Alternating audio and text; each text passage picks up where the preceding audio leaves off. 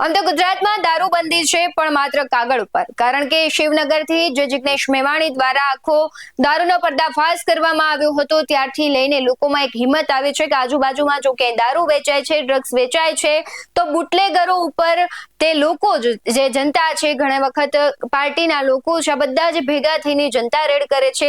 જેતપુરથી આની પહેલા પણ એવા દ્રશ્યો આવ્યા હતા કે મહિલાઓ રણચંડી બની હતી અને તેણે દારૂના અડ્ડા પર રેડ પાડી હતી। ફરી એક વખત નહીં, બે વખત નહીં, પરંતુ ત્રીજી વખત મહિલાને રણચંડી બનવું પડ્યું અને જનતા રેડ કરવામાં આવી હતી।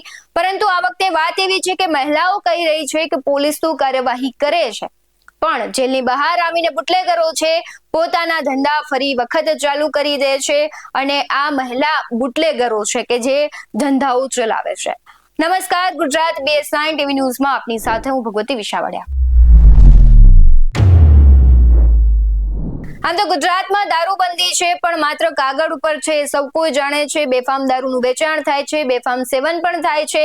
એમાં પણ 31 ડિસેમ્બર હતી, નવા વર્ષની ઉજવણી કરવા માટે લોકો બેફામ પીતા હતા। પોલીસે ચેકિંગ કર્યું, પોલીસે સખત કાર્યવાહી પણ કરી, પરંતુ તેમ છતાં હજુ એવા ઘણા બધા કહેવાય છે કે અડ્ડાઓ છે કે તે બેફામ ધમધમે છે।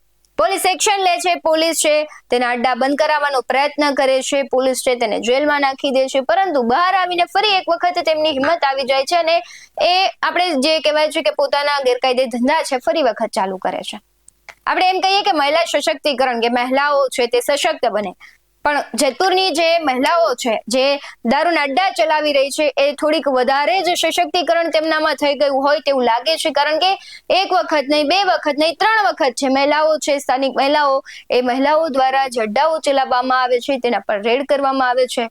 હવે આખી ઘટના એવી છે કે જેતપુરમાં જે મહિલાઓ છે રણચંડી બની હતી, ધોરાજી રોડ પર જે દારૂના અડ્ડા છે ત્યાં સ્થાનિક મહિલાઓએ રેડ પાડી હતી।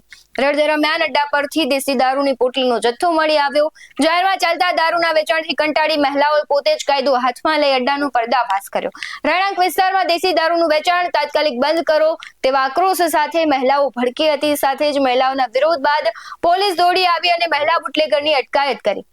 પોલીસના નાક નીચે ચાલતા દારૂના અડ્ડાઓ સામે મહિલાઓને કેમ મેદાને ઉતરવું પડે છે વારંવાર, તે સૌથી મોટો સવાલ છે। સાથે એક જ વિસ્તારમાં સતત ત્રીજી વખત જનતા રેડ થાય, દેશી દારૂનું વેચાણ તો કેમ નથી બંધ થતું? સ્થાનિક લોકો કહી રહ્યા છે કે તેમના બાળકોમાં ખરાબ અસર પડી રહી છે, કારણ કે ત્યાં ગમે એવા લોકો આવતા હોય છે, દારૂ પીને ગમે એવા નાટક કરતા હોય છે, ઘરની બહાર દીકરીઓને નીકળવું મુશ્કેલ બની ગયું છે અને ખાસ પોલીસ પર સતત સવાલો થઈ રહ્યા છે કે પોલીસ અટકાયત કરે છે તો એના ઉપર તેમને છોડી દેવામાં આવે છે, એટલે ફરી વખત એને એક એવી હિંમત આવી જાય તો એના ઉપર એવી કાર્યવાહી કરો કે બીજી વખત એ ધંધા કરવાનું વિચારે પણ નહીં।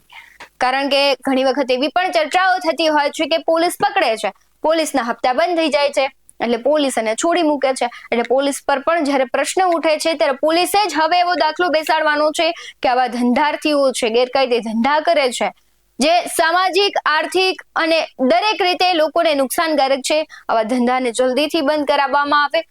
હવે તમારું શું માનવું છે? કારણ કે મહિલાઓ છે તે શું કહી રહી છે પહેલા સાંભળો।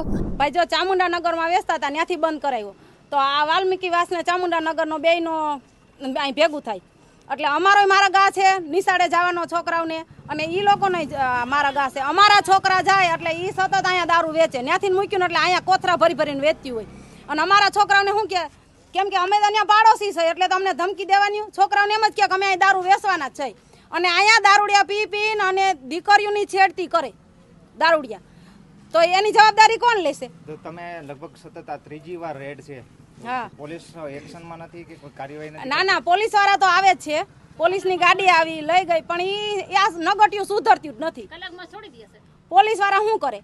પોલીસ વાળા તો આવે જ છે, કઈ ને એટલે પોલીસ વાળા તરત આવે છે, પણ આ નગટ્યું એને લઈ જાય। બીજું હોય આ કેટલિયું છે વેચવા વાળ્યું, અને જો હવે અહીંયા વેચો ને એટલે હવે અમે મારશું, બીજું કાંઈ નહીં, હવે અમારે કોઈને બોલાવા જ નથી, હવે અમારા 2 વિસ્તારની બાયું છે ને ધોકા લઈને છૂટી જાવું, પીવા વાળાને મારવા છે અને વેચવા વાળાને મારવા છે।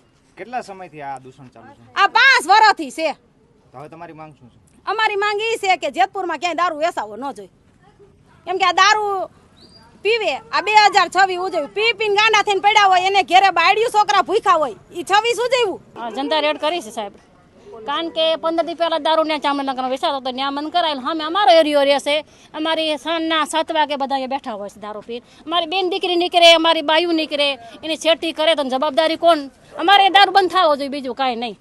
કેટલા સમયથી આ આ વિસ્તારમાં 15 દી થઈ ગયા, 15 દી ઉપર થઈ ગયું દારૂ વેચવાનો. પાછું દારૂ પીને ગારું બોલે છે. બેન દીકરી અમારે નીકળે, પછી અમારે નીચું તો સાંભળીને હાલી જવાનું. અમારી દીકરીને અમારી માંગ છે દારૂ બંધ થવો જોઈએ.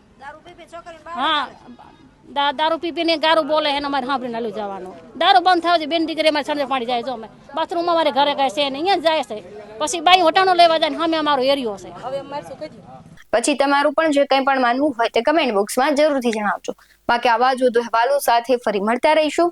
તમે અમારી યુટ્યુબ ચેનલને સબસ્ક્રાઇબ કરવાનું અને ફેસબુક અને ઇન્સ્ટાગ્રામ પર ફોલો કરવાનું ભૂલશો નહીં.